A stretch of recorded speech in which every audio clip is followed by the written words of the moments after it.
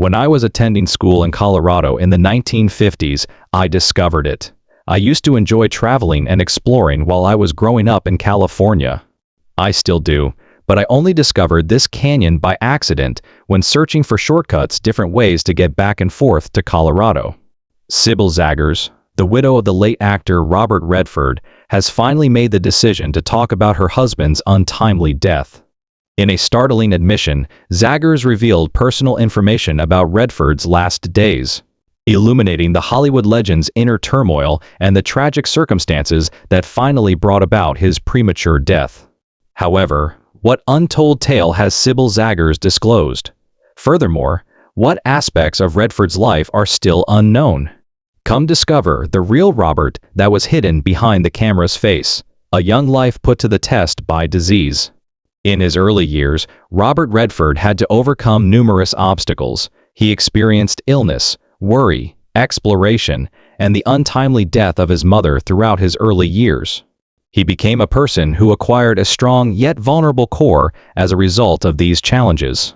When Redford was diagnosed with polio at the age of 11, his life took a significant turn.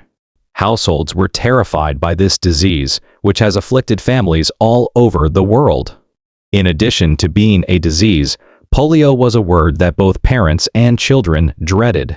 Seeing its terrible effects, which left some children disabled, others dependent on breathing devices, and sadly, some not surviving, left entire towns feeling helpless. Redford became unwell after swimming in the sea as a child. Although the sickness came as a surprise, it had a huge impact. For weeks, he was confined to his bed, unable to walk normally or have the stamina to enjoy the life that a normal youngster would have. Luckily, he wasn't in really bad shape. The dreadful iron lung that plagued many children was not necessary for him. He was nevertheless haunted by the recollection of those weak days and will always be afraid of what might have transpired. He was unable to get rid of the recollection of the disease, even after he recovered. Later, when working on a project for the Salk Institute, he thought about the close call with polio that might have cost him more. Redford considered the later, groundbreaking discovery of Jonas Salk's vaccine to be a lucky break. It was a pivotal moment when hope overcame fear, and it was particularly meaningful to him. Additionally, polio gave him a fresh start. His mother recommended a trip to Used National Park while he was recovering.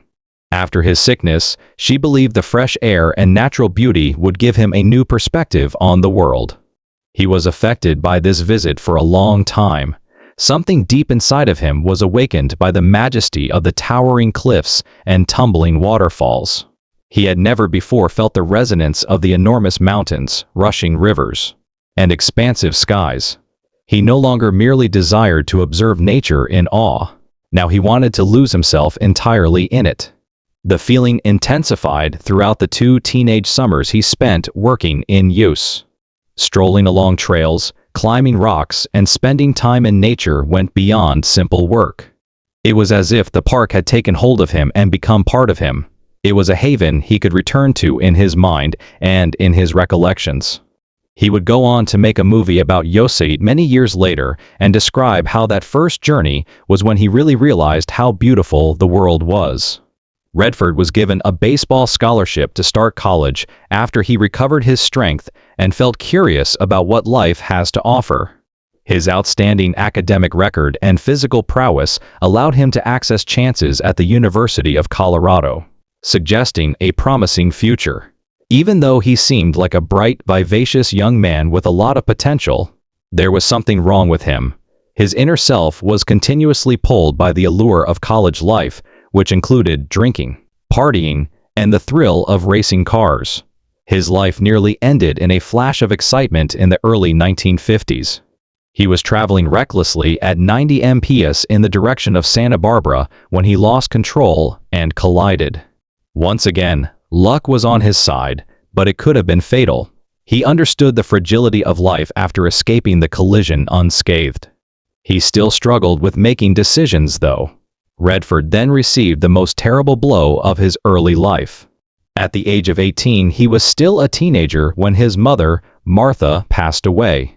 Martha had always been his steadfast source of faith and strength. The young man was troubled by this tragedy as he stepped into maturity. Something inside of him broke when she died. He became even more alcoholic as a result of the suffering, which had dire repercussions. He gave up the stability that comes with education, lost the opportunity to continue his study, and forfeited his scholarship. In addition, he lost the person who had always supported him. Now that his mother was gone, everything felt uncertain. But even after she was gone, she continued to believe in him. She believed in his special abilities, and he would come to see that she was right. However, this did not stop him from voicing his opinions. Keep an eye out. A voyage into the political tempest. Robert Redford had no intention of entering politics. When he was younger, he had no interest in politics and thought it was dull and uninspired. Redford did not notice anything remarkable in Richard Nixon, even witnessing his rise to stardom in Los Angeles.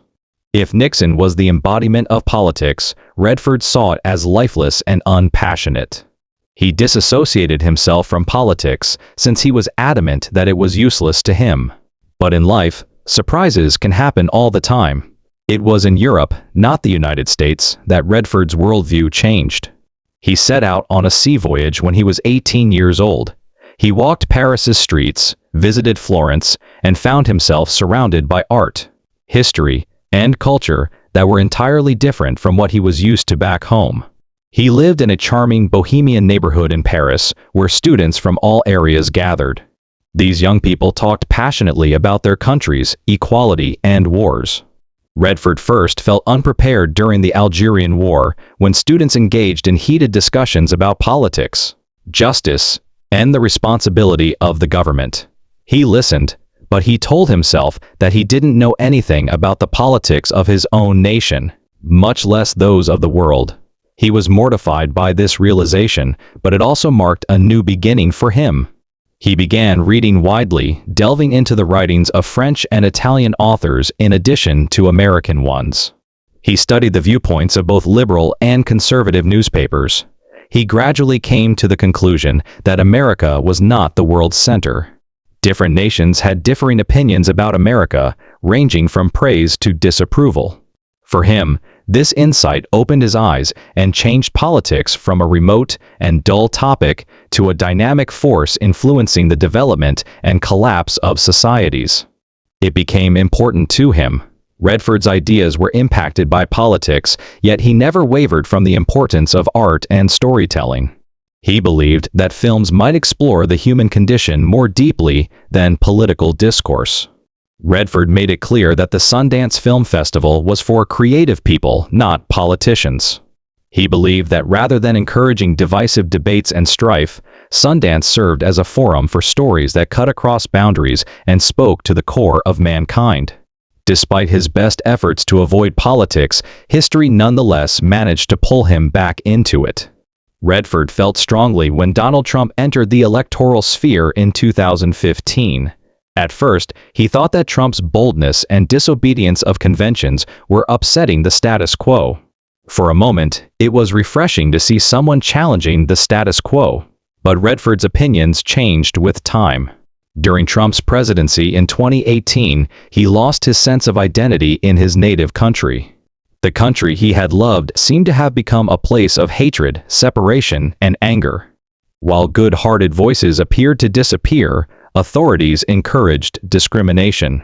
For the first time, he publicly acknowledged that he felt estranged in the United States. He started speaking out more in 2019. He voiced worries about moral risks in addition to political ones. He felt that fundamental American principles, including freedom of the press, freedom of speech, the rule of law, and the pursuit of truth, were in danger. He was concerned that the harm would reach far into the nation's interior. He called for reform because he thought the current leadership threatened the survival of American values. During the 2020 election season, Redford took the unusual step of publicly disclosing his vote. He usually kept his political inclinations to himself, but this time he publicly supported Joe Biden. He believed that maintaining the essence of the country was more important than belonging to a certain political party. He thought back to his early years in the Franklin D. Roosevelt administration, when empathy and strong leadership coexisted. Roosevelt gave Americans optimism in the face of hardship and war. Redford wanted to see this balancing of attributes again. He was concerned that the country would suffer irreparable harm if Trump were to be re-elected. Redford maintained that the nation needs a leader who can bring people together, particularly in the face of a lethal virus, severe social divisions, and natural disasters. For him, Biden represented the opportunity for a new beginning. Redford steered clear of becoming a conventional politician throughout his career. Rather than writing legislation, running for office, or giving speeches in a leadership role, he opted to reflect, converse, and promote critical thinking. His understanding of politics was shaped by his own experiences and observations. Travel, active listening, knowledge absorption, and social dynamics rather than by a desire for power. As time passed, he came to see politics as the engine of both personal and societal advancement, not merely as a means of governing. He was shaped by the events of his era, which included the struggles for environmental protection, civil rights, and the tumultuous periods of warring leadership. He was further reminded by each incident that politics was about more than just exercising power. It was also about caring for others. However, the reality of life is that there are challenges along the way. What was in front of him? Let's get started. The loss of Robert Redford's family. Throughout his life, Robert Redford achieved great success and rose to fame. Below the surface, however, was a story of deep personal grief. During his childhood, his family went through tragic experiences that affected him deeply. When he was a teenager, tragedy came into his life in a way that was upsetting. He lost his mother Martha to septicemia, a dangerous bloodstream infection, when he was 18 years old. In the past, Martha had experienced difficult pregnancies, including the tragic loss of twin daughters who did not survive childbirth. She chose to give birth to the babies in spite of the warnings, which caused her health to deteriorate and ultimately resulted in her death. Robert could not handle the pain of losing Martha. She had always been his best ally, so when she was gone, he felt lost. Robert had already experienced the loss of a significant other at that time. He had experienced the grief of losing his twin sisters soon after birth and the loss of his favorite uncle during World War II when he was a child. He found himself overcome with grief after his mother passed away, at a time when most young people are typically happy and enjoying life. At the University of Colorado, Robert was awarded a baseball scholarship, but his sadness caused him to become distracted. He resorted to heavy drinking instead of flourishing at baseball. His stay at university was brief and hectic. Some people believe he left on his own initiative, while others assert that he was compelled to do so. In any case, he felt disoriented and his academic life worsened. He decided to start over in Europe in the hopes of finding healing and a new direction in life after becoming desperate for a change and turning to art. Tragic events resurfaced years later when Robert and his first wife, Lola Van Wagenen, began a family of their own.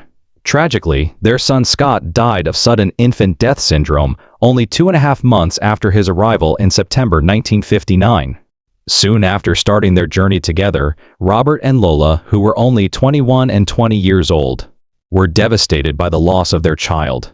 There is an indescribable pain associated with losing a kid. This grief, Robert said, never really goes away. The memory of the lost kid never goes away, even as life goes on and additional children are born. Even though Lola, Shauna, James, and Amy had 3 additional children, Scott's absence was constant. James's early birth and persistent health problems presented further difficulties for his family. He was lovingly referred to as Jamie. As Jamie grew older, his health issues became more severe, and he was eventually diagnosed with a rare condition that affected his bile ducts and liver. To fight the disease, he received 2 liver transplants in 1993. Jamie demonstrated tenacity and resolve in the face of adversity, turning his problems into inspiration to assist others. He founded the James Redford Institute for Transplant Awareness to provide knowledge and support to people facing comparable health challenges. Jaime showed courage and compassion in all area of his life, including pursuing a profession in film and becoming an environmentalist. Another sorrow struck Robert in October 2020 when Jaime died of cancer at the age of 58. Losing two children over the course of a lifetime is an indescribable loss, and the anguish of losing one kid is unfathomable. Robert stayed calm and determined. He recognized that sadness is not something that can just go away, even in the face of many sufferings. It is still there, quietly showing itself in unforeseen circumstances, thoughts about idols, or in one's general perspective on life. His internal conflicts also impacted his marriage relationship. Robert's relationship with Lola was strained by his hectic work life and personal issues. The couple chose to split up in 1985, even though they had been married for 28 years. Nevertheless, they remained close even after their split, putting their kids' welfare first and valuing their previous love for one another. Let's examine his romantic life and the suffering it has caused him. A love that was lost. Throughout his life, Robert Redford had both highs and lows, with both private struggles hidden away and dazzling moments in the spotlight. His search for love, a journey filled with both joy and suffering, was one of the most poignant parts of his life. He met a happy college student named Lola Van Veron in 1958 while he was in his early 20s. Contrary to all expectations, they connected instantly. With only $300 saved and needing to rent a car for their wedding, they had very little. In spite of this, love and hope drove their voyage. Their life together as a newlywed couple was simple yet hopeful. They were ecstatic to welcome their first child, a son they called Scott, in 1959, while Robert committed himself to building a career in the theater. Sadly, their happiness was fleeting despite how strong it was. When baby Scott passed away from sudden infant death syndrome, it was a devastating blow. The young couple was devastated and felt guilty despite having no control over it. Both of their lives were permanently impacted by this loss, which remained an unhealed wound. But the passage of time proceeded. 3 more children were welcomed into Robert and Lola's home. Shauna was born in 1960. Then came their son David James, who went by James in 1962. Finally, in 1970, Amy, their youngest child, was born. The sounds of laughing and the coziness of family life soon filled their home. Despite the busy schedule of having children, Robert's Hollywood career began to take off. He became a well-known and respected celebrity all over the world, but when the limelight faded, he finally found contentment in his main responsibilities as a husband and father. Robert and Lola had been together for over 20 years, raising kids, managing everyday responsibilities, and dealing with the difficulties that come with being famous. Over time, their relationship started to deteriorate despite their best efforts. The two of them decided to part ways in the middle of the 1980s. Both sides agreed that it was best, and the divorce was peaceful. Even though Robert was depressed, he had believed that their love would last forever, proving that a marriage could survive the pressures of being in the spotlight, even in Hollywood. Sometimes love, no matter how strong, is insufficient. Nevertheless, Robert had no animosity towards Lola. Instead, he respected her, enjoyed the life they created together, and was proud of their children's achievements. They were delighted to see their children grow into strong, independent adults. Their parting was characterized by consideration, civility, and kindness, in contrast to many high-profile splits that were characterized by chaos and scandal. Robert's romantic life had several changes after his divorce. Although they were typically brief, he had romantic connections with a number of women. After they worked together on the film, The Magro Beanfield War, which Robert was responsible for directing, there were rumors in 1987 that Robert was having an affair with Brazilian actress Sonia Braga. Although the rumors persisted, no side bothered to confirm or reject the rumors. While filming Havana in the late 1990s, Robert got to know Swedish actress Lena Olin. Although they were connected outside of the movie set, their romance began to blossom by 1991. Their brief yet intense engagement gave his love life another fleeting episode. Robert was photographed with costume designer Kathy Ore in the mid-1990s. They appeared happy and at ease when they were in public, but soon after, when love arrived subtly, their relationship ended. Robert Redford was in a position where he had succeeded but still felt unfulfilled after being married for more than 20 years and going through a period of loneliness. He had a successful career and a well-respected reputation, yet he still yearned for a more intimate and genuine connection. Even though he was famous, he still longed for the safety and stability of a committed relationship. The idea of dating has always made him uneasy. It didn't appear to blend in well with his life. He felt uncomfortable discussing it, as though it were unfamiliar to him. But in 1996, things changed at his cherished Sundance Mountain Resort, a tranquil haven he founded in 1968 that reflected his love of the outdoors and was encircled by mountains and trees. He was enjoying the realization of his Sundance dream when he casually met German artist and environmental activist Celia Sagers when she was skiing. Their meeting was simple, devoid of any Hollywood glitz, simply two people bonding in the peace and quiet of the outdoors. The meeting was rendered much more memorable by Sybil's extraordinary candor. She acknowledged that she didn't know much about Robert's long career in movies. She was intrigued and viewed a few of his films, but only in short bursts. Nevertheless, she didn't need them to understand his actual nature. This novel viewpoint made it possible for Robert to be perceived as a normal and genuine person rather than merely a well-liked celebrity. A delicate relationship began to form from that moment. In a smooth and tranquil way, their bond became stronger. They didn't think it was necessary to publicly display their love. Rather, their love flourished in small gestures, walks together, deep conversations, and unwavering company. They talked a lot about their goals, art, and the natural world. They grew closer as a result of their shared concern for the environment, which gave their relationship more than just a personal meaning. After years of friendship, Robert and Sybil married in 2009 to cement their relationship. The ceremony was held in Hamburg, Germany, in a private and low-key setting.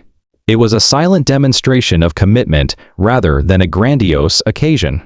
Sybil created a lovely and peaceful family by marrying Robert and became the stepmother to his daughters, Shauna and Amy. She was often described by Robert as the one who gave his life a fresh start. Her creative attitude, youthful energy, and European ancestry opened his eyes to a different way of seeing the world. She was more than simply a friend to him, she was a blessing who brought color and a fresh perspective to an otherwise experience-rich existence. Their friendship developed out of their shared values rather than a desire for fame. As vice president, Robert backed Sybil when she founded The Way of the Rain, an organization that aims to raise awareness of environmental issues, in 2015. With their hearts joined in the quest of a greater purpose, their collaboration proved that love has the capacity to effect positive change. But tragedy occurred when it came time to enjoy the greatest bits. Remain with us. An eternally bright farewell. Robert Redford began to pick his roles more carefully as the new millennium went on. He concentrated on stories that had meaning, even if they weren't always financially successful, rather than taking on every project. He starred in the 2000 film The Legend of Bagger Vance, which blended subtle grace with wisdom. A few years later, in 2007, he co-starred with Tom Cruise and Meryl Streep in Lions for Lambs as both director and actor. Even though the movie didn't receive much praise from critics, it showed his bravery in tackling contentious subjects like politics and war that many people avoided. He directed the 2011 movie The Conspirator, which followed the legal proceedings of Mary Surratt, the sole female suspect in the terrible murder of President Abraham Lincoln. Soon after, in 2012, he released The Company UK, a story about an ex-extremist who lives undercover.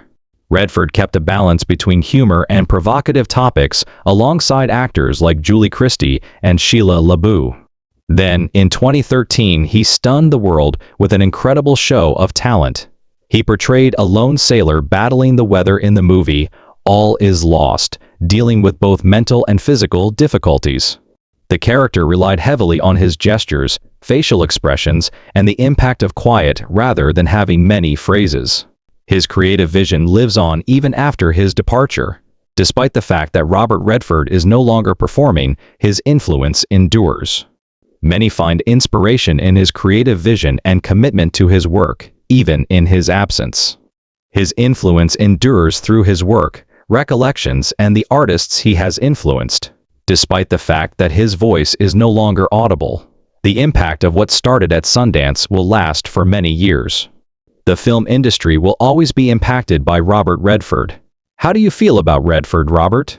What effect do these recently disclosed facts have on his legacy? Leave a comment below with your opinions.